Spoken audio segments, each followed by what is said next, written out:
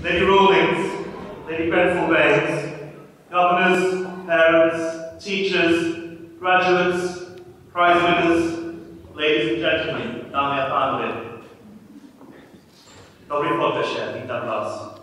Welcome to the 2012 prize giving and graduation ceremony of the English College in Prague.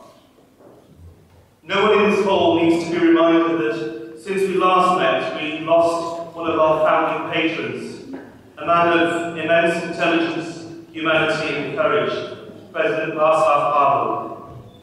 President Havel had the vision and authority that made it possible in the early 1990s to help found our college, and still tonight there are in this hall governors and friends who worked with him to achieve that vision. Sadly, one of those governors, Mr. Albert Cherny, is also not with us, having passed away earlier this year. Tonight is an occasion to celebrate excellence and to look with our graduating class to the future. But it's also a time of remembrance, and before we begin our formal proceedings, I would like to invite you all to observe a minute's silence in honour of these two remarkable men to whom Czechs and Slovaks owe so much, and we as a college too.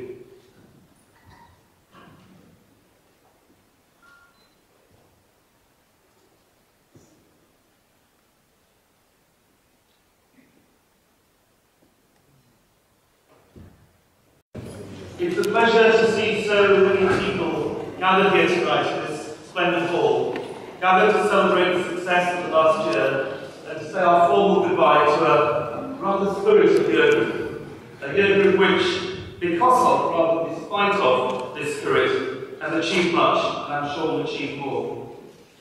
I would particularly like to welcome our guest speaker for the evening, Lady Grenfell Baines. Today, Lady Grenfell Baines is one of the most respected figures in the Anglo-Czech community. A holder of the Jan Masaryk Gratis Award in recognition of her role as an ambassador of goodwill, culture and history of the Czech Republic. She has worked tirelessly to maintain strong relationships between Czechs and the English, a relationship I hope that is symbolised too by the Anglický Gymnasium. But back in 1939, Lady Grenfell Baines was a young girl caught up in the tragedy of the late 1930s Central Europe and saved by British Schindlers and Nicholas Winton. It's a pleasure and privilege to have you with us, particularly on an occasion such as this, that marks the point where many of our own students move on in rather happier circumstances from the city of their birth. Welcome.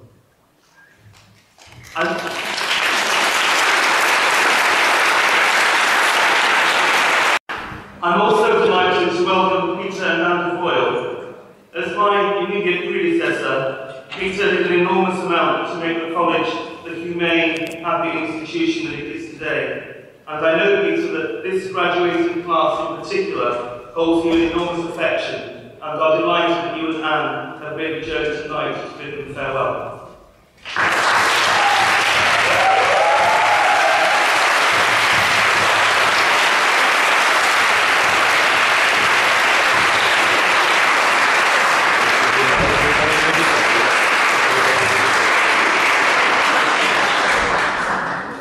I'd also like to pay tribute to one governor in particular who is with us tonight, Mr. Nicholas Morris. Nicholas Morris will be unknown to most students and parents here, but he has been an absolutely crucial figure to the success of the college over the last 10 years as governor and most recently chairman of the Finance Committee. He has been a loyal but critical friend of the college throughout my and Peter's time as head. And I cannot overstate how much I value his counsel and support in my 3 years here. He retires from the governing body tonight and deserves all, but especially my thanks for all that he's done.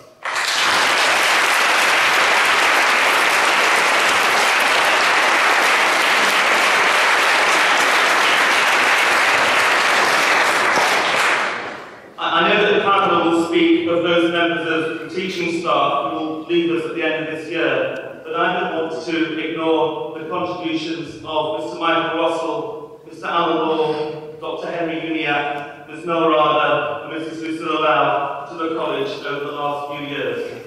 They're all great teachers with independent and creative minds, and the college will be diminished by their departures.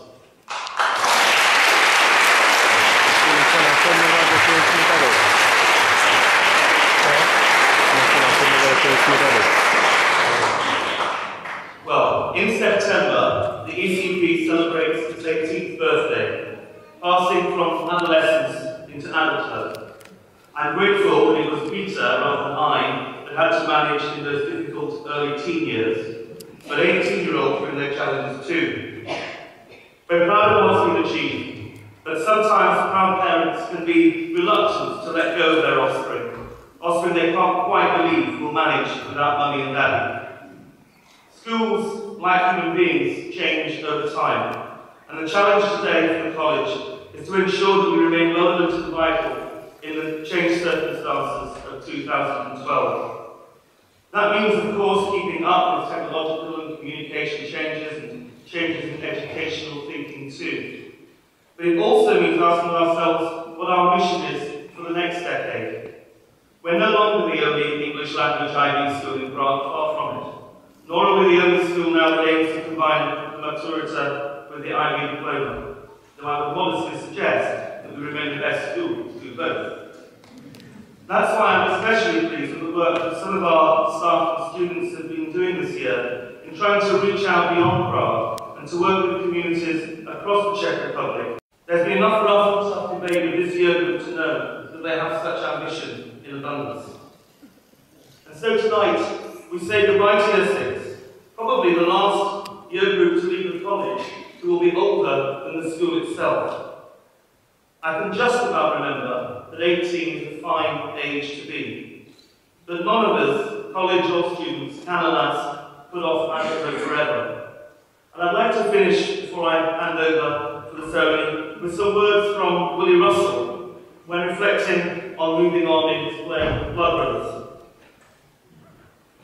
It's just another ferry boat, a trip to the beach. Everything's possible, the world within your reach. And you don't even notice the broken bottles in the sand or the oil in the water, and you can't understand how living can be anything other than a dream when you're young, free and innocent, and just 18. And only if you could stay like that forever, and only if we could predict no changes in the weather, and only if we didn't live in life as well as dreams, and only if we could stop and be forever just 18.